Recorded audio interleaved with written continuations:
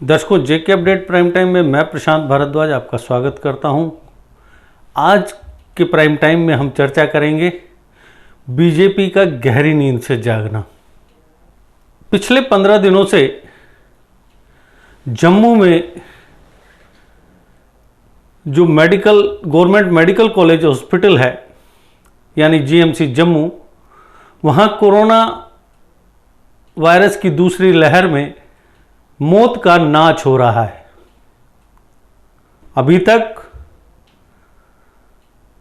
50 से ज़्यादा लोगों की जान जा चुकी है, लेकिन इसके बावजूद स्टेट बीजेपी के लीडरान गहरी नींद में सोए हुए थे और वो सब कुछ जानते हुए मूक दर्शकों की भांति व्यवहार कर रहे थे। हाँ, ये है कि बीच में उन्होंने अभी हाल ही में एक हाई लेवल कमेटी गठित की थी एमपी जुगल किशोर शर्मा की अगुवाई में।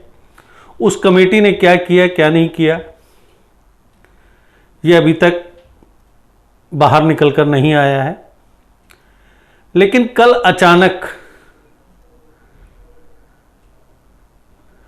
बीजेपी के बड़े नेताओं ने खुद को अपने घरों में सुरक्षित रखते हुए स्टेट बीजेपी के वाइस प्रेसिडेंट और कोविड मैनेजमेंट के तथाकथित इंचार्ज युद्धवीर सेठी से एक प्रेस कॉन्फ्रेंस करवा दी।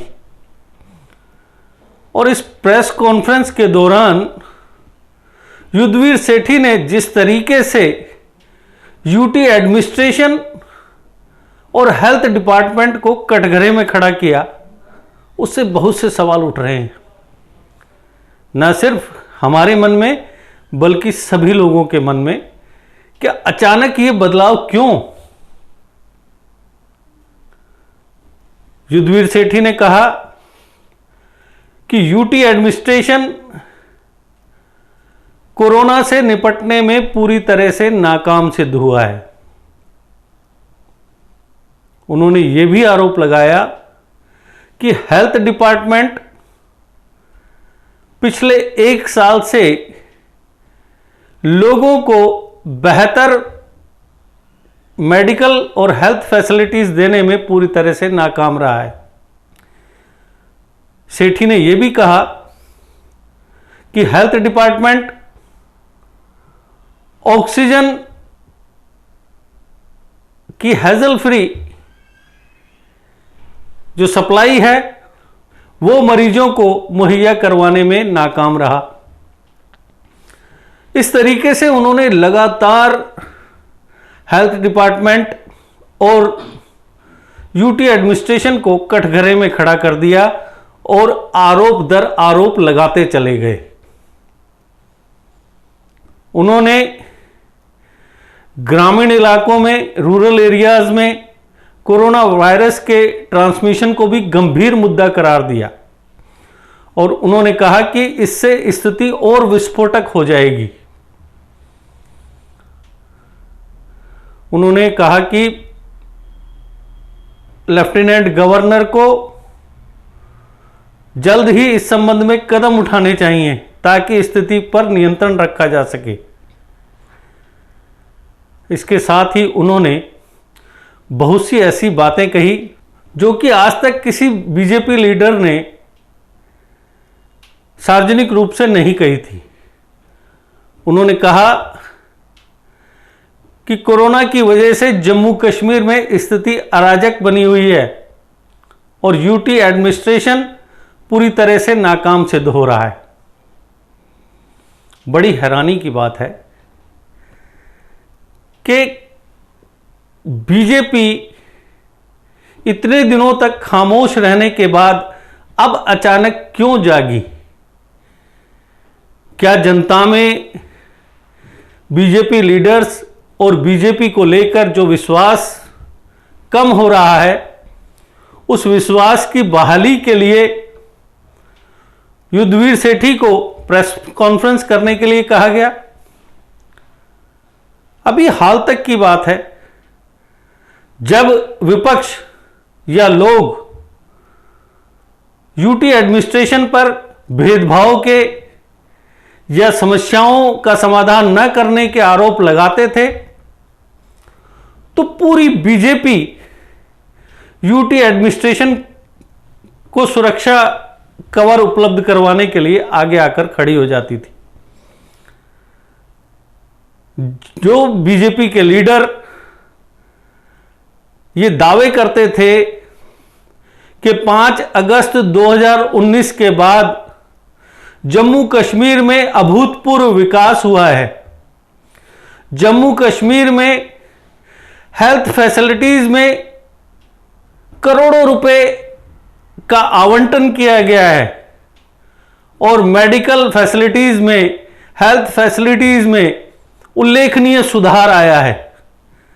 आज उसी बीजेपी का एक लीडर किस तरीके से इन आरोपों को बोल रहा है सार्वजनिक रूप से, बड़ी हैरानी की बात है। आज युद्धवीर सेठी को यह नजर आया कि पिछले 1 साल में हेल्थ डिपार्टमेंट ने कुछ भी नहीं किया, तो फिर ऐसे दावे क्यों किए जा रहे थे कि 5 अगस्त 2019 के बाद जम्मू कश्मीर में हेल्थ सेक्टर में भारी इन्वेस्टमेंट किया गया और उस इन्वेस्टमेंट से काफी लोगों को फायदा होगा और हो रहा है।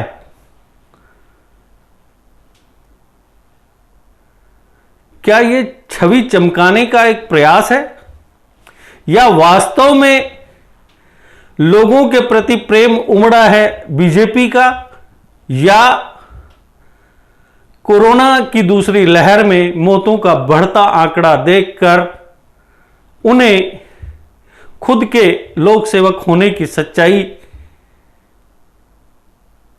को कबूल किया है? क्योंकि पिछले 15 दिनों से जिस तरीके से रोजाना कोरोना संक्रमण के मामलों में चिंताजनक इजाफा हो रहा है, मौतों का आंकड़ा बढ़ रहा है, उसके बावजूद बीजेपी के किसी लीडर ने आम जनता के बीच जाकर कुछ नहीं किया।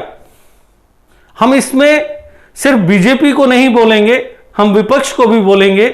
ना कांग्रेस के किसी लीडर ने जाके आम लोगों का हालचाल पूछा, पीडीपी ने भी नहीं पूछा और ना नेशनल कॉन्फ्रेंस ने पूछा। लेकिन जिस बीजेपी के leader Jammu Kashmir UT administration को एक तरीके से अपनी सरकार कहते थे, आज वो क्यों उसी यूटी एडमिनिस्ट्रेशन के खिलाफ खड़े नजर आ रहे हैं? वजह क्या है? क्या इन सवालों का जवाब रविंदर रैना देंगे? रविंदर रैना हमेशा लोगों की बात करते हैं, लोगों के हितों की बात करते हैं, लेकिन जब भी जम्मू कश्मीर या खास तौर पर जम्मू डिवीजन के लोगों को समस्याएं पेश आती हैं, वो हमेशा मूक दर्शक बनकर देखते रहते हैं। यह सिलसिला कब तक चलेगा? आप याद रखें कि आने वाले वक्त में एक दिन ऐसा जरूर आएगा जब आपको इसी जनता के बीच जाकर जनता के सवालों का जवाब देना होगा। यही जनता आपका भविष्य तय करेगी, यही जनता आपके भविष्य का निर्माण करेगी, यही जनता आपको एमएलए बनाएगी और यही जनता जम्मू कश्मीर को आपके दावे के मुताबिक पहला हिंदू मुख्यमंत्री देगी। इसलिए बेहतर है कि आज जिस तरीके से आप एडमिनिस्ट्रेशन और हेल्थ डिपार्टमेंट के खिलाफ आरोप दर आरोप लगा रहे हैं, तो यह आपकी नैतिक जिम्मेदारी है, क्योंकि केंद्र में आपकी सरकार है। आपको तुरंत कार्रवाई करवानी चाहिए और केंद्र सरकार से कोई ऐसे बंदोबस्त करवाने चाहिए ताकि जम्मू कश्मीर में दिनों दिन विकराल रूप धारण करते कोरोना वायरस को कंट्रोल किया जा सके और इससे हो रही मौतों पर लगाम लगाई जा सके। दर्शकों, आज के प्राइम टाइम में इतना ही। कल फिर किसी नए मुद्दे पर आपसे होगी बातचीत। तब तक दीजिए इजाजत। नमस्कार।